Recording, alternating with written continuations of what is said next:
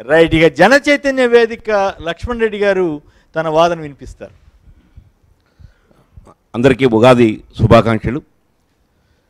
పెద్దలు చాలామంది అనేక విషయాలు ప్రేక్షకుల ముందు ఉంచారు. ప్రధానంగా ఈరోజు ఆంధ్రప్రదేశ్లో చంద్రబాబు నాయుడు ప్రభుత్వం, తెలుగుదేశం పార్టీ ఓటమి చెందడం అనేది ఒక చారిత్రక అవసరంగా భావిస్తూ ఉన్నాను. సామాజిక అవసరం కాదా, చారిత్రక అవసరమా, సామాజిక అవసరం కూడా? ప్రధానంగా చారిత్రక అవసరం. ఎందుకంటే నేను దాదాపు 40 సంవత్సరాల నుంచి అనేక ప్రజా ఉద్యమాల్లో, అక్షరాస్యత ఉద్యమంలో, సారా వ్యతిరేక ఉద్యమంలో కలిసి పనిచేశాం. ఎవరితోటి? అనేక మందితో, ఓకే, అనేక మంది రాజకీయ నాయకులతో, అనేక రాజకీయ పార్టీలతో కలిసి పనిచేశాం.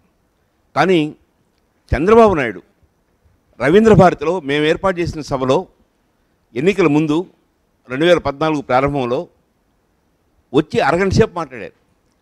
ఈ రాష్ట్రాన్ని కాంగ్రెస్ పార్టీ మధ్యాంధ్రప్రదేశ్గా మార్చింది, నేను వస్తే స్వర్ణాంధ్రప్రదేశ్గా మారుస్తాను, బెల్ట్ షాపులను తొలగిస్తాను, ప్రతి పౌరుడికి జాగృతులను చేయడానికి, చైతన్యవంతులను చేయడానికి, మద్యం దుష్ఫలితాలను వివరించడానికి పెద్ద ఎత్తున ప్రచార కార్యక్రమాలు నిర్వహిస్తాను, వ్యసనపరులను గుర్తించి వాళ్ళకి చికిత్స అందించడానికి డీఅడిక్షన్ కేంద్రాలు ఏర్పాటు చేస్తాను, ఇలా అనేక హామీలు చెప్పాడు. కానీ ఆచరణలో 5 సంతకాల్లో 1 సంతకంగా పెట్టిన బెల్ట్ షాపుల్ని తొలగించకపోగా అవి ఇంకా పెరిగినాయి. వాటితో పాటు మొబైల్ మార్కెటింగ్, ఫోన్ చేస్తే, సెల్కి ఫోన్ చేస్తే, ఒక ఆటో డ్రైవర్కి ఫోన్ చేస్తే, లేకపోతే ఇంకొకరికి ఫోన్ చేస్తే ఇంటికి మద్యం సప్లై చేసే పరిస్థితి ఈరోజు ఉత్పన్నమైంది. గత 5 సంవత్సరాల కాలంలో మద్యం అమ్మకాలు దాదాపు రెట్టింపైనాయి. ఒక్క డీఅడిక్షన్ కేంద్రాన్ని ఏర్పాటు చేయలేదు, ₹1 కూడా ప్రచార కార్యక్రమానికి ఖర్చు పెట్టలేదు. భారతదేశంలో కల్లా అత్యధికంగా ప్రచార కార్యక్రమాలకి దుబారా వ్యయం చేసిన ముఖ్యమంత్రిలో మొదటి స్థానం, అగ్రగణ్యం చంద్రబాబు నాయుడు. కానీ మద్యం దుష్ఫలితాలని వివరించడానికి మాత్రం ₹1 ఖర్చు పెట్టలేదు. ఒక్క మీటింగ్లో కూడా, అది ముఖ్యమంత్రి స్థాయిలో మీటింగ్ కానీ, బహిరంగ సభల్లో కానీ, ఎమ్మెల్యేలు మంత్రులు మాట్లాడే మీటింగ్లో కానీ, ఈ 5 సంవత్సరాల కాలంలో ఒక్క మీటింగ్లో కూడా మద్యం తాగితే ఈ అనారోగ్యం ఉంటుంది, ఆర్థిక ఇబ్బందులు ఉంటాయి, కుటుంబాలు విచ్ఛిన్నం అవుతాయి అనే విషయాన్ని చెప్పడానికి ఏమాత్రం ప్రయత్నం చేయలేదు. ఒక్క వీడియో కాన్ఫరెన్స్లో కూడా ఈ విషయాన్ని ప్రస్తావించలేదు. కానీ మొత్తం బెల్ట్ షాపులను తొలగించేశాను అని సగర్వంగా ఈరోజు చెప్పుకుంటున్న పరిస్థితిని చూస్తూ ఉన్నాం. దాదాపు మద్యం అమ్మకాలు రెట్టింపైనాయి. సుప్రీంకోర్టు ఒక చారిత్రాత్మక తీర్పిచ్చి జాతీయ రాష్ట్ర రహదారుల పంచరున్న మద్యం షాపుల్ని, 500 మీటర్ల లోపల ఉన్న మద్యం షాపుల్ని తొలగించమని చెప్తే దానికి వ్యతిరేకంగా మరి మహిళల్లో ఎట్లా ఉంది? ఈ మద్యపానం అనండి, మద్య బెల్ట్ షాపులు అనండి, వీటి మీద మహిళల్లో ఎలాంటి భావం ఉంది? ఎలా వ్యతిరేకిస్తున్నారా, మరి సమర్థిస్తున్నారా? మరి జనమేమి వెళ్ళి తాగుతూ ఉన్నారు, ఎట్లా మరి దీనికి? మహిళలు ప్రధానంగా తన తండ్రి ఆదాయం కానీ, తన భర్త ఆదాయం కానీ, తన కుటుంబ సభ్యుల ఆదాయం కానీ కుటుంబానికి రావాలని కోరుకుంటున్నారు. కుటుంబానికి రాకపోగా మద్యం షాపులకు వెళ్తూ దాని యొక్క ఫలితాలను అనుభవిస్తూ ఉన్నారు. గృహహింస, రోజు రాత్రిపూట ఘర్షణలు, భార్యాభర్తల మధ్య ఘర్షణలు, బస్తీల్లో ఘర్షణలు, హత్యలు, అత్యాచారాలు, ప్రమాదాలు, ఇవన్నీ చూస్తూ ఉన్నారు. కాబట్టి తప్పనిసరిగా వ్యతిరేకత ఉంది. కానీ ఆ వ్యతిరేకతని, ఈ ప్రభుత్వానికి వ్యతిరేకంగా ఓటేసే పరిస్థితి రావటం కోసం అనేక మహిళా సంఘాలు పనిచేస్తూ ఉన్నాయి.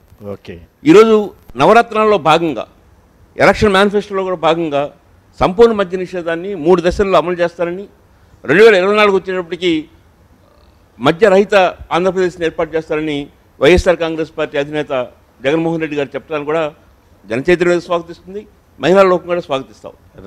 ఈరోజు ఆంధ్రప్రదేశ్లో 5 కోట్ల మంది ప్రజలకి సమన్యాయం జరగాలంటే చంద్రబాబు నాయుడు ఓడిపోవాలి.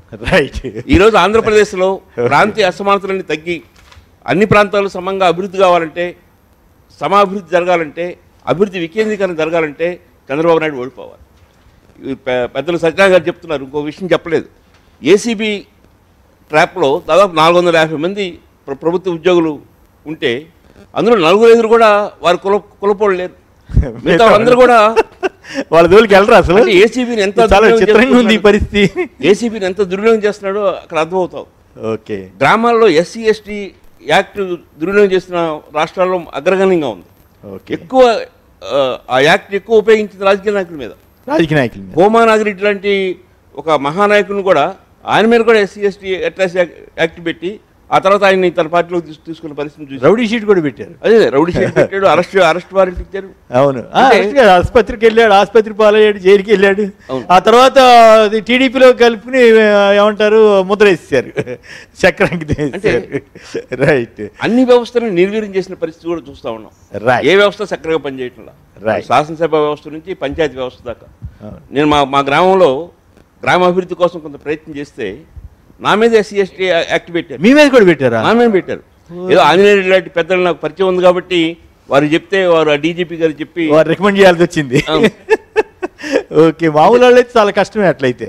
అంటే నేను ఈ ప్రభుత్వం ఓడిపోవాలని బలంగా కోరుకుంటున్న ఒక ప్రధాన కారణం మా గ్రామంలో నాకు జరిగిన సంఘటన. మీ మీద నేను 30 సంవత్సరాల నుంచి అనేక సామాజిక కార్యక్రమాలు పనిచేస్తూ ఆ ఊరు అభివృద్ధి కోసం ఫ్యామిలీతో సంవత్సరం పాటు అక్కడ ఉంటే అభివృద్ధి కార్యక్రమాలు చూస్తూ ఉంటే మీ మీద 24 ఎకరాల చెరువుని అట్లా కోరుకోవడంలో కొంత అర్థం ఉందని అనుకోవాలి. నాకే ఇటు జరిగితే. రైట్. లక్ష్మీరెడ్డి గారు చాలా స్పష్టంగా చెబుతున్నారు, చంద్రబాబు ఓటమి చారిత్రక అవసరం అంటున్నారు. ఆయన చెప్పిన దాని ప్రకారం సామాజిక అవసరం కానీ కూడా అర్థమవుతా ఉంది.